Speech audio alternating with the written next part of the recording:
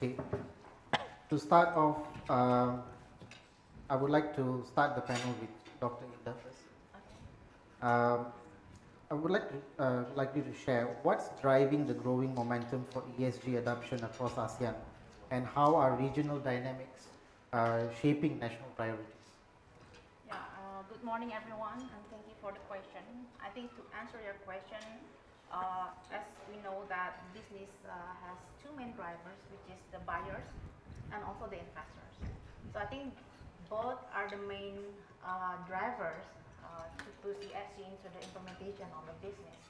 Because now the investor is now moving towards ESG impact investors or green investment, and also the buyers now need their supply chain to be green, and green means that a very wide definition from the social aspect, from the environment and so on. And the other drivers could be a regulation.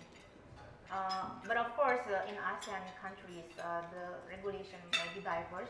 There are some policy that are advanced in some country, but there are also policy that is just in the beginning of the process.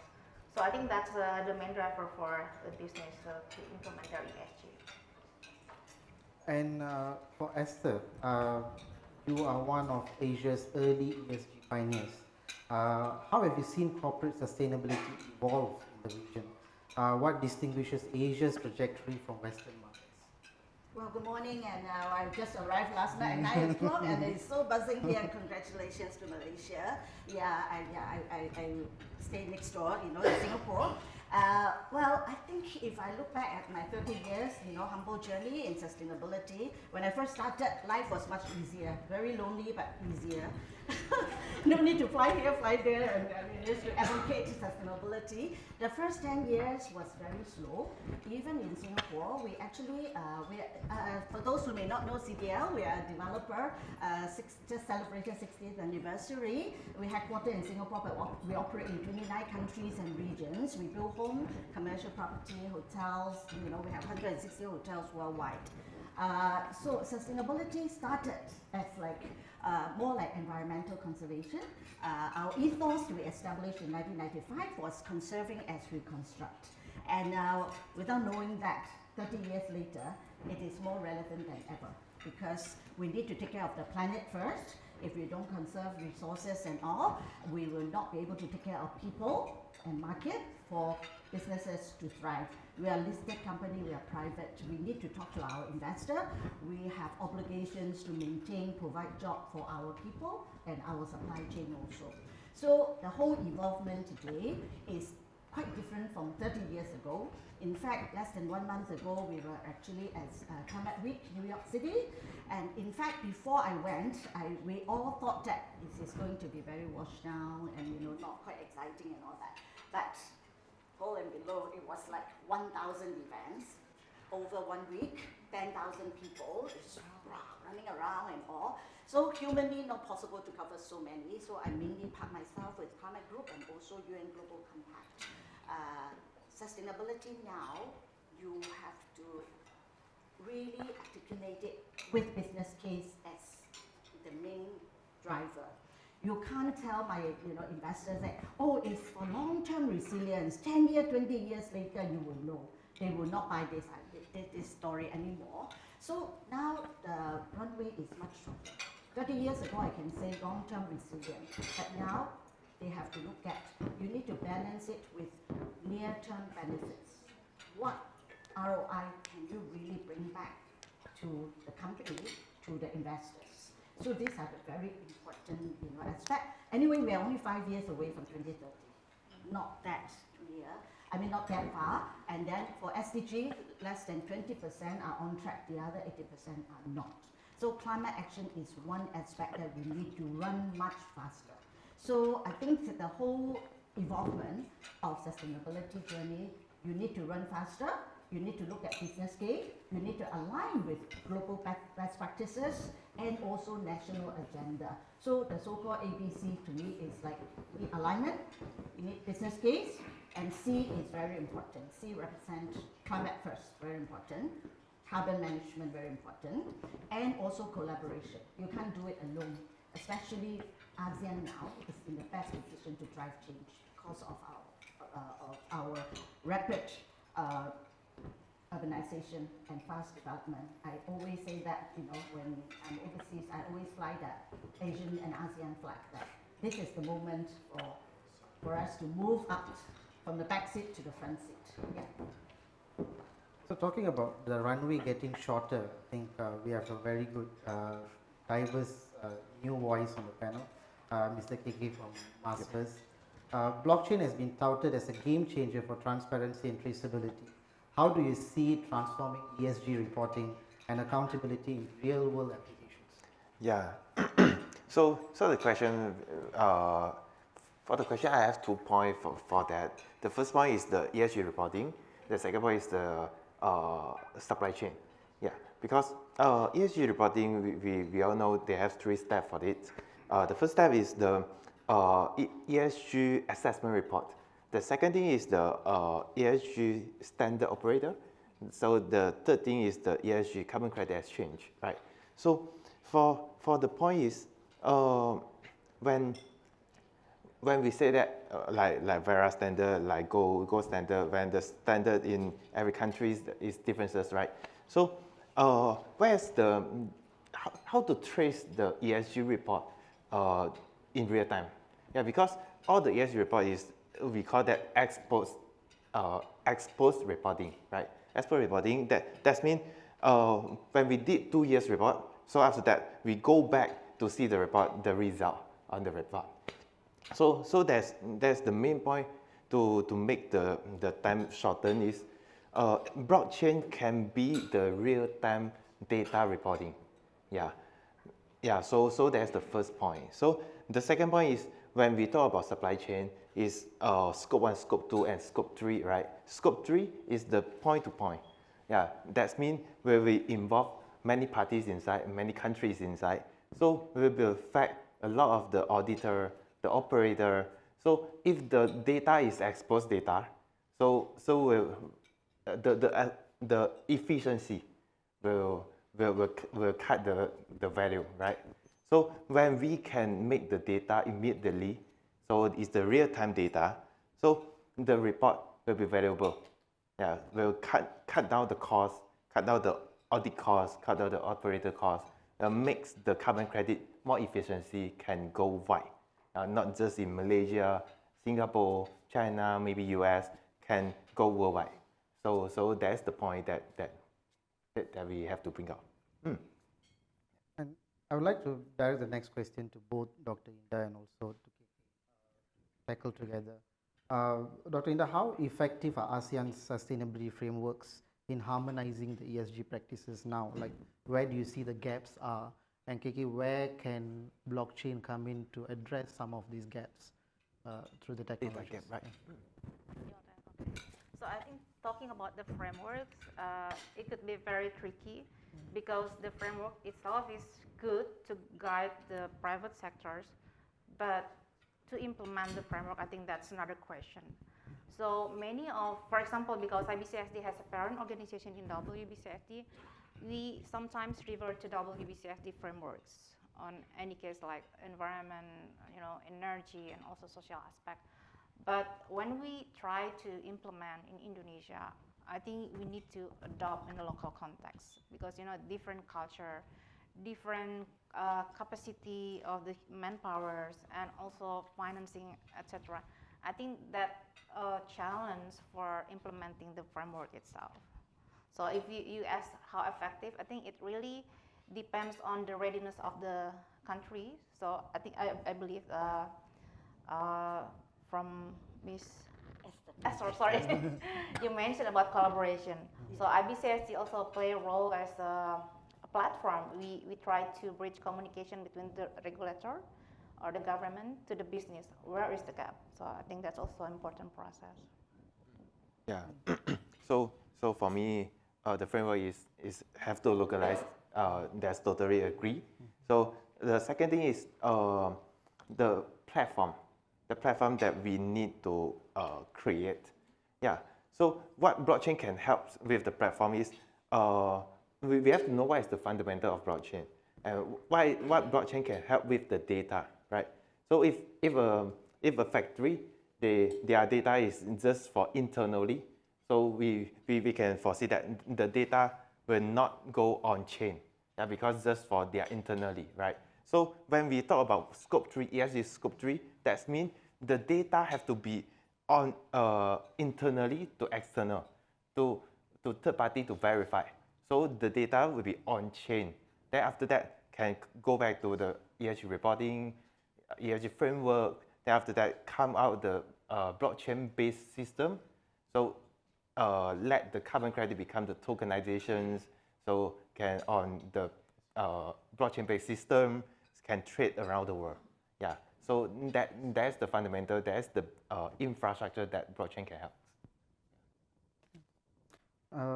Esther, how can companies move from compliance-driven ESG to strategic value creation that delivers measurable business and societal outcomes? How do we turn this from an obligation to? Yeah. It's a long story on that, but can I chime in and our love and pride and joy and tears on sustainability reporting, and I'm sure everybody knows that sustainability reporting and the framework, the global framework, as we are talking, is still evolving. And when I first started 18 years ago, it was just GRI. Life was simpler. Just GRI and UN Global Compact 10 principles. So, and then over the years, and then now you have the ISSB, of course, TCFD is now subsumed under ISSB, and then GRI is still going very strong. We just hosted them last week here in Singapore, and ISSB is supposed to be a very good concept to consolidate all the, hundreds of ESG rating, rankings, sustainability framework and standards and all. But after 3 years now, we are still struggling, to tell you the truth, right? We still have as many framework as we can count, with more than all our hands here. And of course, we look at the regulators to look at it, and then most regulator now is pledged to be aligned with ISSB, okay, which is backed by IFRS, which makes sense because ESG and financial reporting should go hand in hand. And when we talk about ESG, you have to put, financial value to it, not just they work in silo. Actually, no one will say that climate, environment, social, and governance have no financial impact. In fact, there's a huge impact and all connected. Whether it's natural capital, human capital, is all have a huge impact on financial capital. And if I may continue my ABC story, D is very important, data, digital solutions. Without data, you can't report, because nowadays, we are not talking about story anymore, not just qualitative. We have to back by data. You can't just show your chairman giving ang pao or package to the poor anymore. You have to show data. Otherwise, you won't score in all those ranking or MSCI or CDP and all. And I think globally, we actually most of the company have global presence. And I think apart from our own local taxonomy or rank or green building standard and all, you need to align ourselves with global standards. And there are plenty of such framework, apart from ISSB, GRI I talked about, and TNFD, which is actually putting financial impact on nature, which is my new love. I'll talk a little bit about it. And then, of course, CDP, very important, measuring carbon, measuring climate, and also forests and water. So all these are the global standards that companies can align with. And it is a common language. Whether I talk to my investor in Canada, in Australia, or Timbuktu, everybody know what CDP is all about. Yeah, and then TNFD also is a global standards that we need to look at nature. You can't solve the world's climate problem without looking at nature. They are two sides of the same coin. And now, ASEAN or Asia, we are very blessed with natural resources, but we are also highly vulnerable. So if we don't look at nature now, we wait until loss of nature really hit our GDP badly. As it is, it's already affecting 44% of global GDP, urban GDP already. And in fact, when I picked up TNFD 3 years ago, I didn't know that. Actually, about 50% of the whole world GDP are moderately or highly dependent on nature. Why? The ecosystem services. What the food that you're eating, fishing, agriculture, almost everything. We're in the hospitality industry. We're also building sector. Building sector account for 50% of natural resources extracted from planet. So there are almost everything you look around is about nature, and nature has high impact on businesses and all. And then, if we don't have data, we can't manage. Only, sustainability reporting is, I always say that it's like your medical check. If you don't check, you don't know whether your sugar level, blood pressure is healthy. So every year, we must have sustainability report to look at our environment, social and governance performance. And only with that, then you can win the support of your investors. You can access to sustainable finance. I launched the first green bond in Singapore in 2017. We were actually at that time 10 years behind Europe. But now Asia, especially like country like Japan and Singapore and and the ASEAN collectively, our sustainable finance is getting quite high. Even Malaysia, and I think we are really doing very well now. Asia may have started a little bit later, but we are running very, very fast now. So I think in order to access to capital, to enable action, to deploy technologies and solutions, those don't come free. Right? I'm sure banker will know, right? So we need bankers to support. We need also, the most important one is actually coming up is the insurance company. You don't want your assets to become stranded assets. So you need to really dish out very strong ESG performance, not just operational performance, not just backward-looking performance, but strategy. That's what TCFD is all about. And now, of course, under ISSB, is also looking at strategy, not just operationally to get data for scope 1, scope 2, scope 3. Supply chain is another issues that you can talk about it one whole day.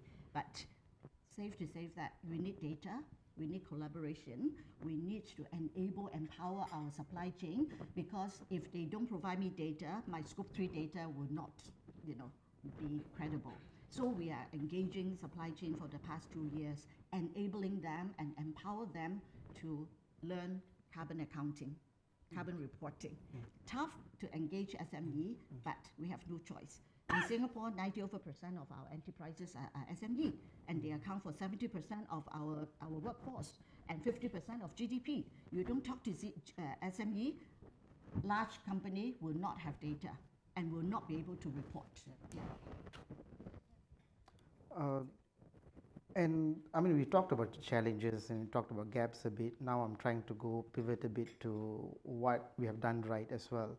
Dr. Ida, what policies or coalitions are proving most effective in channeling sustainable finance towards high impact projects in emerging markets in this region?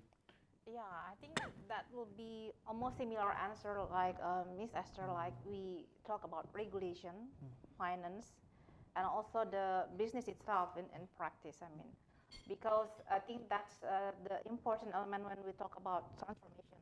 Like every business needs money, but when the investor or the financiers require some, ESG implementation problems, so they will follow.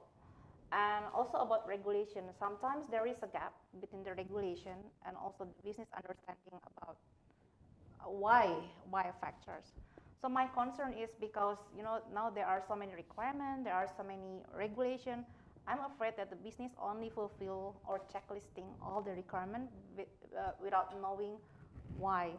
So I think not so many people or like Ms. Esther understand that all the food or everything comes from the nature. I'm afraid that's the mindset change that needs to be pushed to talk about ESG and also sustainability. And Esther, I mean, you did speak about how Asia, the region, is catching up. Not just catching up, probably now we are on par in terms of pace. But do you have an example about something that happened at maybe CDL, how ESG initiatives have tangibly improved resilience or open new investment avenues for the company? Yeah. Yeah, well, we build home. Everybody, even you are not in the real estate sector, you live in one, you work in one, and all that, right? We started with like green building. Why green building is important? We provide, spaces for work, live, and play, and then we move forward to after Paris Agreement, especially after COVID, and everyone, home buyer included, appreciate nature. We actually started very early to invest more spaces in terms of landscape, the green and blue spaces, but it did not really fetch higher in terms of selling price. But because sometimes it's the right time, right place. After COVID, you know that everyone loves going to the park, going to the garden, fresh air and all that, right? So it also helped us to really look at our product. How can we really design with nature in mind? And now today, actually, a lot of products, a lot of home buyers show their preference for buildings with, greenery and with blues feature and all. And it is very important because Singapore is warming up twice as fast as other parts of the world. And all these, needs to heat and health are very important. Whether you are workers, whether you are homeowner who don't want to live in a place that it is cooler, healthier, and all. So that actually help us to design, and step up on our products, and we're really selling very, very well. And nature-based solution is also one area. We, even 10 years ago, 2014, we already look at nature. How do we use nature-based solutions to build, a 24-story high wall that can actually shield the wall that, for 48 master bedroom that is west-facing. West-facing means you have a lot of afternoon sun. So it really helped us over 1 year's survey.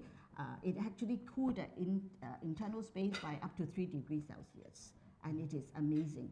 And when you talk about cooling the urban spaces, it's not just about technology. Technology is very important, but it's not all. We have to look to nature for solutions now. And of course, technologies that can improve energy efficiency is most important, because Singapore is land scarce. We don't have space for enough space for solar energy and all, and we have to look at also regional grid and carbon carbon offsetting and REC and all that. I'm sure my friend here is going to talk more about carbon trading and offset. It is real solutions that we need it, especially for a country like us. We just don't have enough space for renewable energy.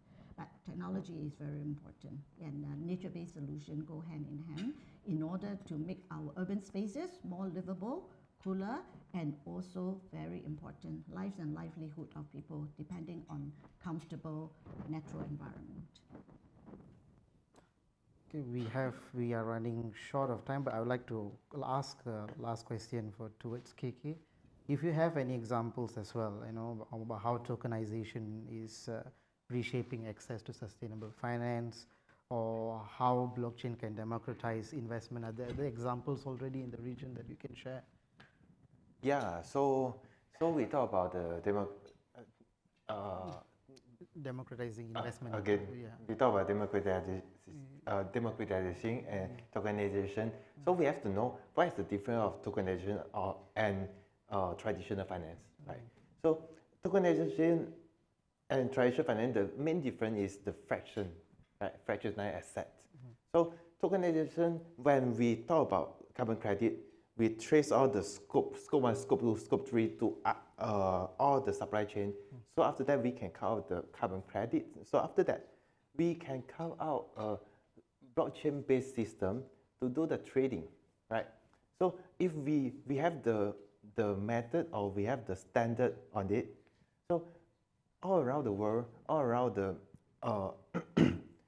countries can join in to the platform.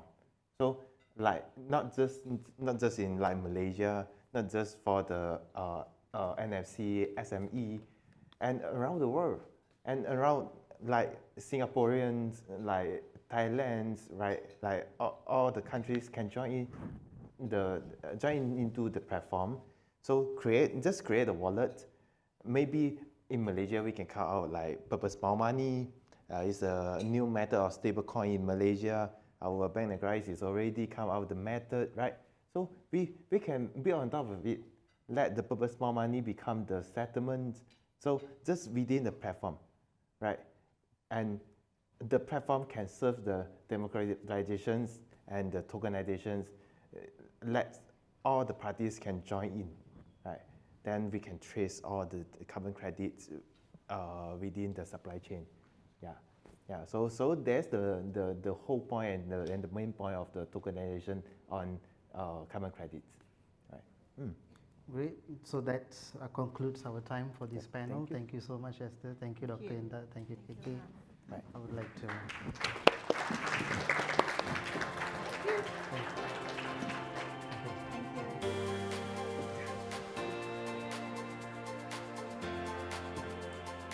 So before I introduce the next and final panel for today, I would like to just give a short introduction on our talking points for the next panel.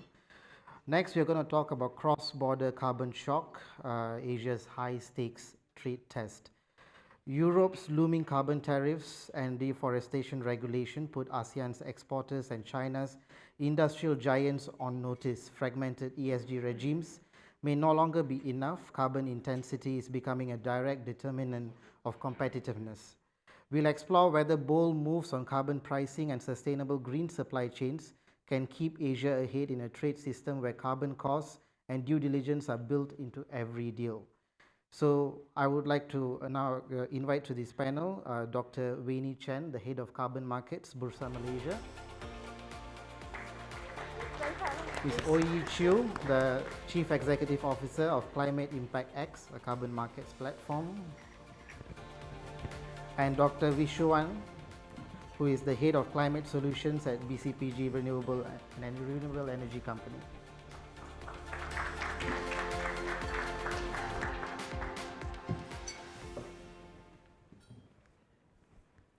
Welcome everyone. I would like to start with Doctor, obviously. What lessons can we draw from Bursa Malaysia's and Climate Impact X's early market experiences in terms of liquidity, credibility and corporate uptake? I think both of you can tackle that question. Yeah. Sure. I think first of all, thank you very much to Bloomberg for this opportunity for Bursa Malaysia to be here this morning.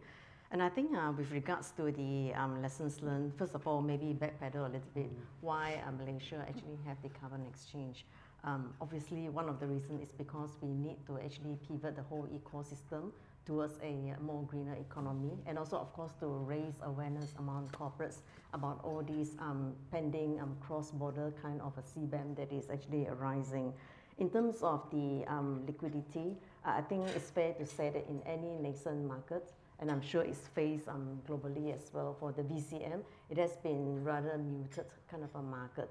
And largely because it is very new, especially in Malaysian corporates. You asked about the Malaysian corporates. Many of them are still trying to make sense of what is carbon market all about. Why do we need to actually invest and what's in it for them? So I think this is where Bursa Malaysia as a national exchange, we actually provide a lot of capacity building. And also, of course, when we have an exchange in our home ground, then it actually spurs a lot more interest in actually trying to put up an ecosystem.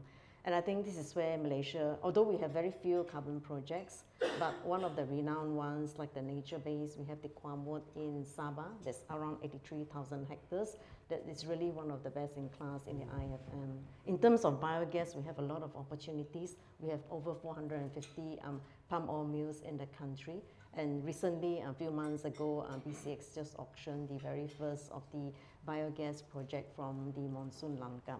And I think in terms of the credibility, that is of course a very big issue. There has been intensive scrutiny among the independent carbon standards. And this is where I think independent standards like Verra Gold Standard, they are working very hard to tighten their methodologies and also improve their baseline. And we do see a rise of the meta standards like the core carbon principles put up by the ICBCM and also CORSIA listing down their eligibility criteria that actually helps to foster the credence of the independent standards. But at the national level, you also see among ASEAN countries like Thailand, Indonesia, Malaysia as well, we are starting to develop our own national carbon standard. And that standard is important to actually foster. When you have a sovereign-backed carbon standard, it helps to actually foster some market confidence. I'm just going to pause for you now. Thank you. Yeah, Mr. Oi, yeah, you can. Thank you. Dr. Wei-nee shared quite a lot of similar views. But I want to sort of go back a little bit to sort of 21, 22, when there were a lot of issues around the integrity of supply, creating quite a lot of the greenwashing allegations of corporate. So the market somewhat collapsed during that time. And what's happening in the West today, I think that's not really helping so much in that. What's the interesting observation that we're making around corporates? They are no longer, they're doing it, and there's still very high conviction of the carbon markets, but they're not really out there telling people what they're doing, right? Partly because it's the same with many of the initiatives that are happening, where corporates have decided, you know what, we know what's the right thing to do, we're going to do it, we're not going to be visible about it. So from the carbon markets point of view, the corporates with very high conviction levels continue to execute. And the reason is because they see the impact of their growth and their economic activity impacting the environment in a very significant way. I mean, some of the examples are the big tech companies who have massive data center presence know that every growth of a data center is going to have a huge impact in power, in water, and the environmental impact is something that they want to make sure that they think about and are thoughtful about. So today, if I meet a corporate who can talk to me about carbon markets, generally have very good foundations in reporting. They understand their transition planning, they understand their decarbonization planning. They understand that actually the carbon markets are actually a very strong complement to that. But as I said, because they're not really talking about it out there, it feels like there's sort of nobody else cares. But we know that there are corporates who care and care very, very deeply. So I think that's point number one. The problem with that is it doesn't then encourage what we call on-screen activity, because a lot of these are now what we call OTC, what we call off-market. They certainly need a suite of services, including clearing and settlement, which we help them do. But it also means that there's no pricing transparency, which I know this is a topic we'll cover later on, which is very critical to support the projects. Because in the project financing piece, if you don't understand what's the product that's being sold, it's very hard to then finance the underlying projects. I think that's the number two. So number three, what's I think really exciting is we were New York Climate Week. As I said, everybody thought it was going to be boo, not many people, it's going to be boring. It was hugely buzzy. I think helped somewhat by the UN turning up in town. But I think more and more we are less, I think we're starting to fix the supply integrity issues. Today, the conversations is how do we make the demand signals a lot stronger, and whether or not it's a combination of the main stakeholders, governments, shareholders, customers, and financial institutions. How do we bring all of that together, whether in a voluntary market or a compliance market, that we can then start signaling strength and demand, and therefore put more confidence back into whether it's the nature-based projects which Asia desperately needs capital for, or any other technology solutions that are very, very exciting as well. Thank you. I'd like to have Dr. Vichshuwan just chime in as well. How can regional carbon markets and exchanges prepare firms for cross-border carbon pricing and regulations? BCPG is a renewable energy company. We produce electricity from the renewable energy source, and that's why we have the carbon credit projects in Thailand. And later on, we enter into REC markets in Thailand and in Laos. And even though Thailand is one of the very first country that have national carbon credit standards, we have TIWR since 2014, and the market is still very early in development, and to get the price signal, that's very important for the firms in Thailand. And what we have is more like a call to check of the price. When we want to make transaction, we have to make a call. That's very outdated method. So having platform would really help companies, especially in the early stage market, carbon market like Thailand and other ASEAN countries. So the price discovery and benchmarking would help the firms to plan for the future carbon costs that they have and remain competitive in the carbon market. So, Dr. Wei-nee, coming in onto that, right? I mean, we talk a lot about cross-border. So, how do you think carbon credit quality and verification standards can be harmonized across the region, to prevent arbitrage and build market confidence in a sense? Yeah, so I think this is where I'd like to introduce the ASEAN Common Carbon Framework, and I'm very glad to hear that actually, Mr. Gurdip, you actually jumped ahead and introduced that in your speech already. And basically, when Bursa started off the exchange, one of the reasons is, of course, to build the ecosystem. And in Malaysia, projects are still very few, demand are very low. And so this is where, in January 2024, Bursa actually conceptualized the idea of the ASEAN Common Carbon Framework to address the lack of supply, the lack of demand, and the lack of talent pool of resources. And very importantly, the ASEAN Common Carbon Framework operationalizes the ASEAN strategy for carbon neutrality, an initiative put in place when Indonesia was chair of ASEAN in 2023. And to this end, I'm very grateful to the ladies here because we are all belonging to the ASEAN associations here that signed together to actually operationalize the ACCF in COP29 in Baku last year. So one of the key tenets of the ACCF is that as nations actually develop our own standards, a fast way of fast tracking it is through perhaps a recommendation to do a mutual recognition of methodologies. And when you do a mutual recognition among methodologies, and that would make sense because geographically we are very similar. So therefore the opportunities on carbon projects will be very similar.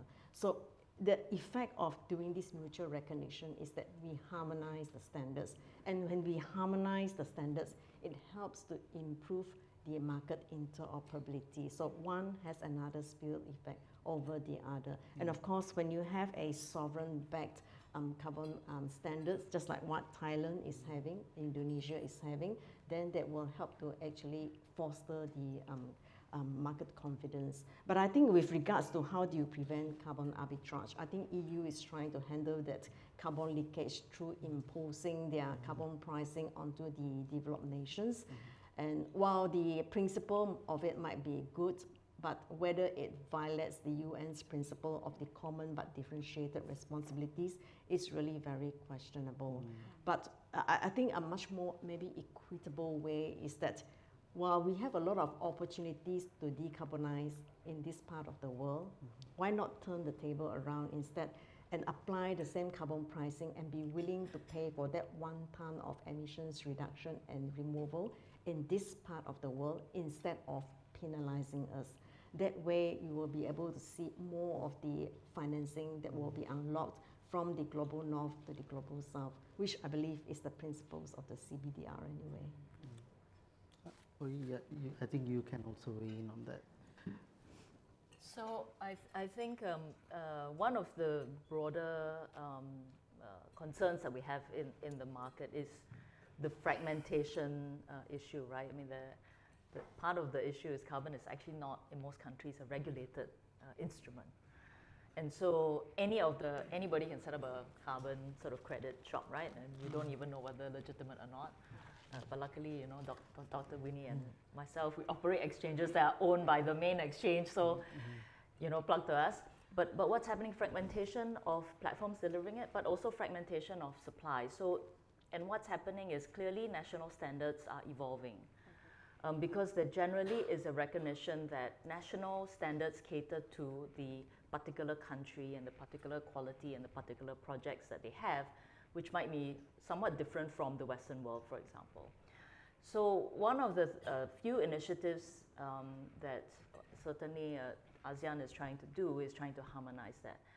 I think some of the powerful forces that will come in the next sort of 2 to 3 years, not that far away, very powerful sort of mechanisms, and hopefully, it gets executed. But it would be, for example, ICVCM has core carbon principles, which they have sort of a set of principles which they measure projects or assess methodologies against.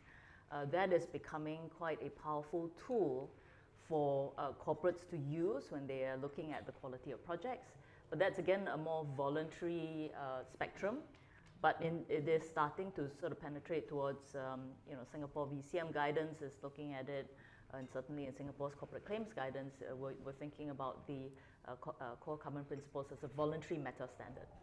The other two would be CORSIA, which is the aviation standard, which right now is causing a bit of a bottleneck because there's not enough supply. This is the one product that there's demand, but there's very little supply.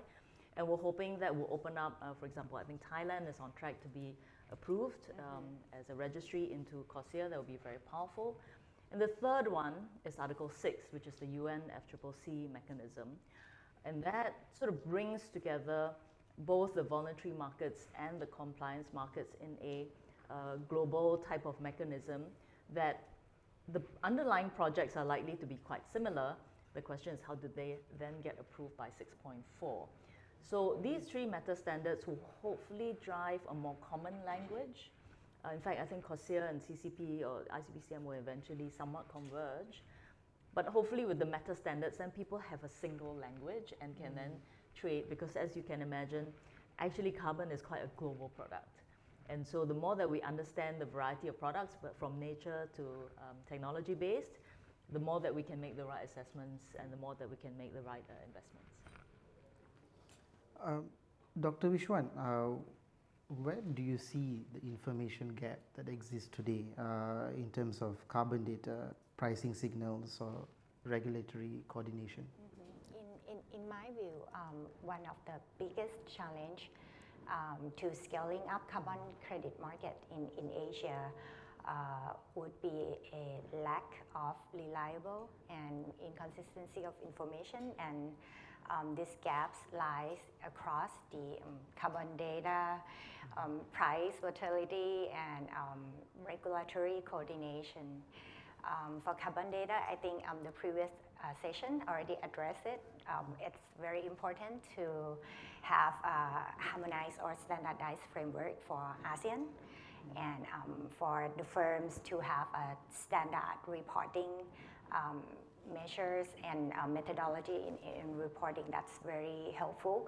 And right now we have so many standards, and that's at the cost to the business. So I think harmonize that and make it more standardized would help.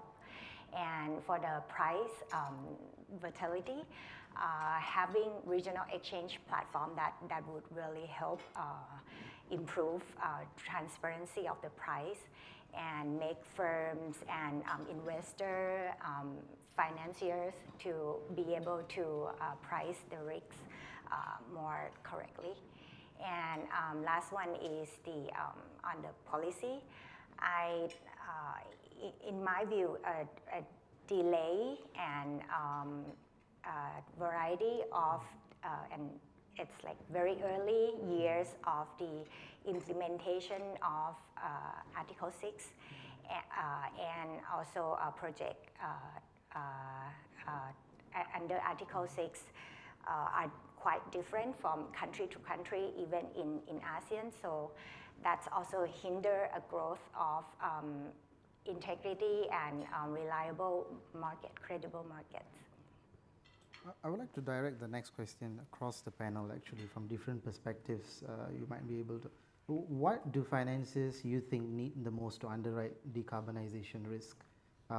Better disclosure, standardized metrics, or credible offset markets? Like what moves the needle the most? Yeah. So I think this is going back to my involvement also in the energy sector. I think banks would really need to de-risk some of the projects that they actually provide the financing.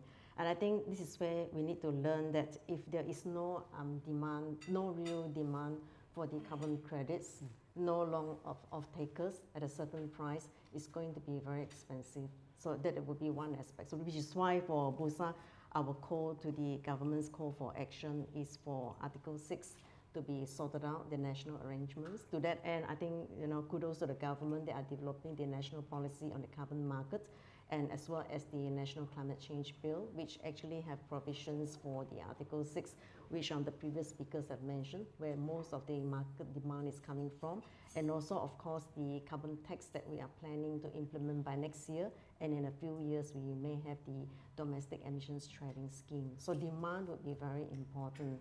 There is also, of course, the rise of the insurance as well as the rating companies that actually provide some visibility on the credence of the project that can actually help to actually de-risk some of the costs of the financing. But I think the most important part of it is how the government is going to underwrite it. So therefore, going back again, the government's policy must always be, I always call, underpinned by the 3 C's. It must provide certainty, there must be clarity, there must be also consistency. And once you have that, then the project is a lot more investable. Thank you. I think financiers play a massive role in the full decarbonization strategy. If you think about on the energy world, 20 years ago, when banks and governments started thinking about moving or transitioning from fossil fuel power generation to renewables. And many people have told me this statistics. I'm quite sure, find the source of. Today, renewable energy is actually a far cheaper source than fossil fuel power generation, really, because the way that the financing structure has shifted has changed dramatically. And this is sort of with government subsidies slowly being taken away, right? Renewable energies are still, today, I think there's more renewable energy being built than there is fossil fuel. So I think it is very critical. It will take a long time, but it is very critical for financiers and governments to work together. Now, in the company's decarbonization, I think that's also something that I think all the sustainable finance associations are very, very focused on. But I would say in the carbon markets, it is very important to think about how do we increase liquidity, how do we engage with corporates, because at the end of the day, if we're not seeing, and it's not even just off-takes. I mean, off-takes are something that are a little bit off-market, and yes, it will catalyze the industry, but you do need a proper carbon pricing mechanism.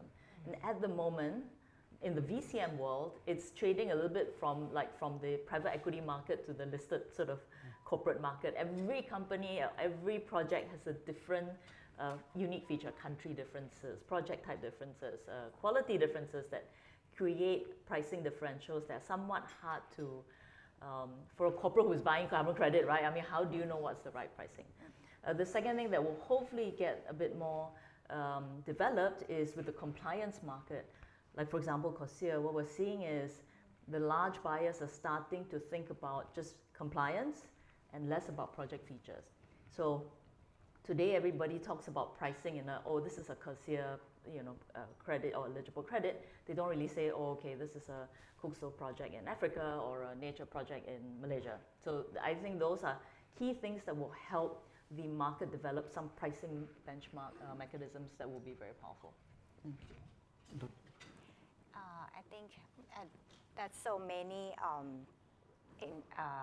significant factors play into this. Data disclosure is very important for everyone. And in terms of the classification metrics or methodologies to underwriting, standardized one is very important. And in my view, I would also say that the clarity of the policy is an essence in this situation. Okay. Well, we are short of time, but I would like to ask another sort of roundup to gather your thoughts across the panel. A very short question. Are voluntary and compliance carbon markets beginning to converge, or are they evolving along separate paths? What's your... My take is that they should converge. Why? Because liquidity begets liquidity. And once there's liquidity, there's better price discovery. And what you want to achieve is a unified carbon pricing. Converge, for sure. Yeah. Me too, converge, for sure. Okay, thank you very much. Thank you for participating in the panel today. Thank you. Thank you. Thank you. Thank you.